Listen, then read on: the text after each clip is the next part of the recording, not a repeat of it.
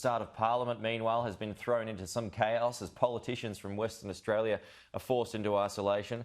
Let's go live to Canberra now, and we're joined by our political reporter Trudy McIntosh. Trudy, good morning. Who's been caught in the border changes?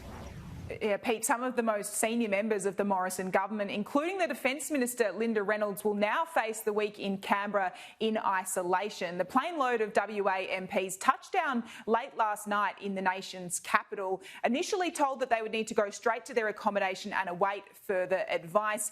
Overnight, though, the ACT government deciding that they all needed to remain in isolation until at least Friday. That aligns with the lockdown period that has been announced in WA. This will include not just politicians, but anyone who's arrived from WA will now need to go into this self-isolation period, even if they test negative to COVID-19. So for these MPs, Parliament returning here tomorrow for the first day of sitting for 2021, a lot of them are going to have to get reacquainted with Zoom if they're going to take part in proceedings formally. Here was some of the reaction as MPs touched down.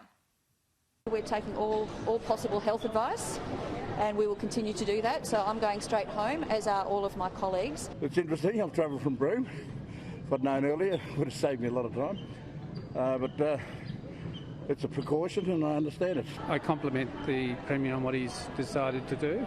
It's about protecting people. I just think that's the way of the world at the moment, isn't it? I mean, there are people around the world, and certainly within Australia, who have had to deal with much more. We're all in this together. We've got to do our bit, right?